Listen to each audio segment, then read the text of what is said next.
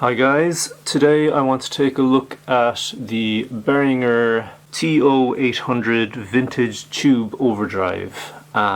It should be pretty obvious to everyone what this is a clone of. It's green, it's an overdrive, and it says it's a vintage tube overdrive, so it's a tube screamer, obviously. One of these really cheap Behringer pedals. I picked up a few of them to see what they're like, and so far I'm loving them. So inside the box, it's basically an Ibanez Tube Screamer 808 clone. Basically you get a TS808 for €25, €30, something like that.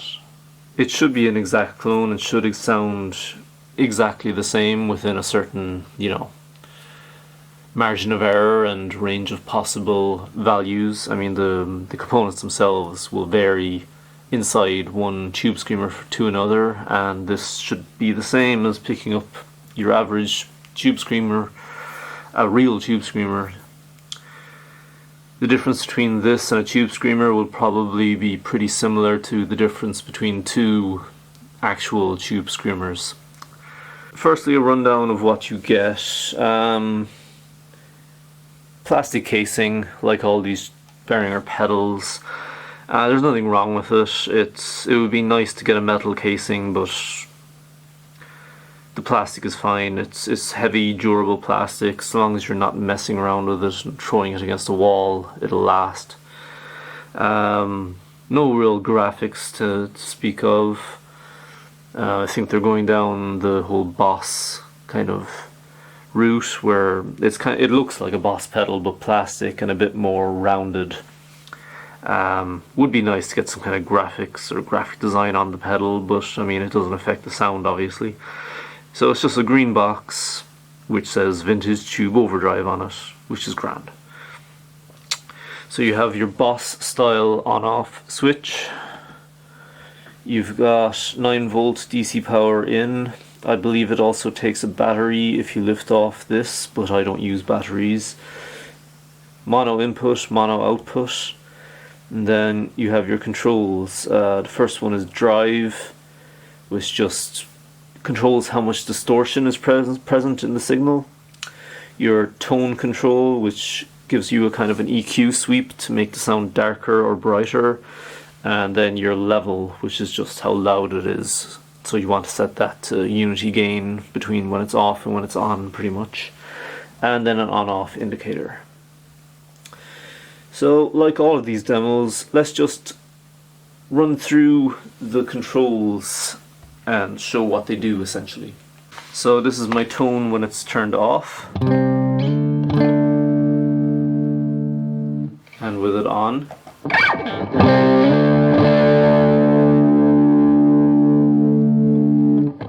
And now that's with maximum drive. So let's just take everything to 12 o'clock.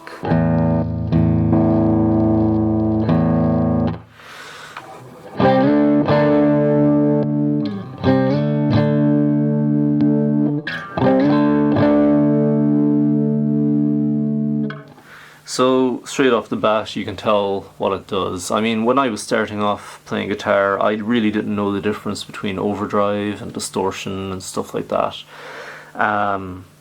It's not a distortion pedal, it's an overdrive, so it kind of warms up your tone and adds just a bit of grit to it. It just makes it sound a little bit nicer. It's supposed to emulate an overdriven tube amplifier. So if you have a tube amp up really loud, it adds this nice kind of saturated distortion to it, to the signal. Whereas this tries to achieve the same thing at a lower level.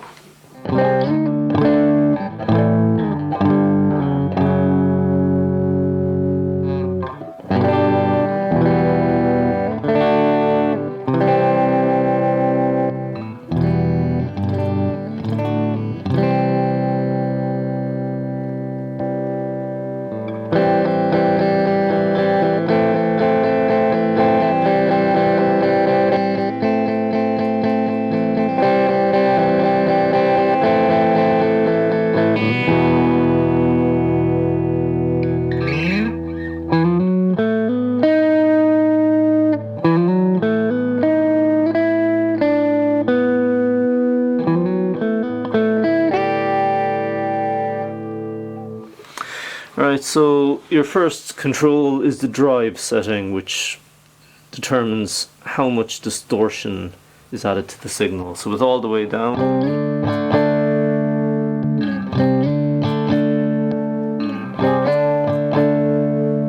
so with it all the way down, it basically just kind of colors your tone a little bit, but doesn't really make it any more overdriven. See, about halfway.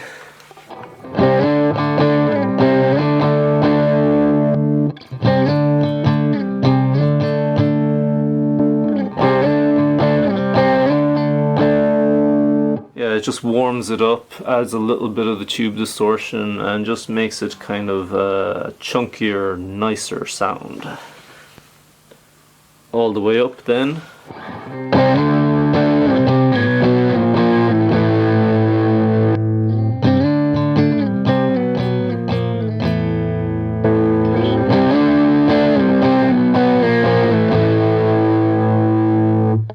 All the way up, you're edging more towards distortion pedal territory, but you're never going to get like a real heavy metal sound out of this pedal. That's not what it's for. So next, let's put it back to 12, just kind of a normal everyday usage sound, I'd say. And then we'll mess with the tone. So if you have the tone control all the way down, you get a low end boost.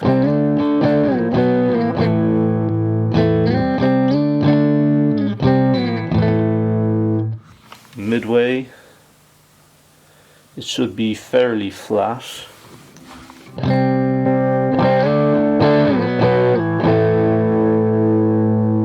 then turn it up for a high end boost.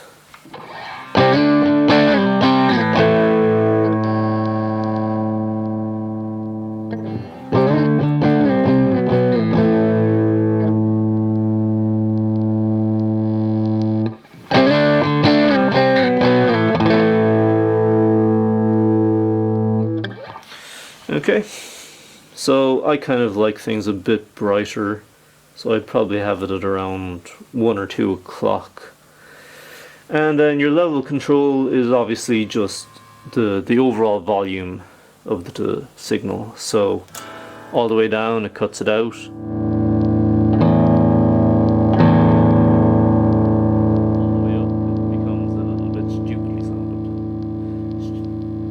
All the way up, it becomes a little bit too much. It's, you know, you want to really keep your levels and all your pedals at unity gain, just so you're gain staging things right and you don't create unwanted distortion.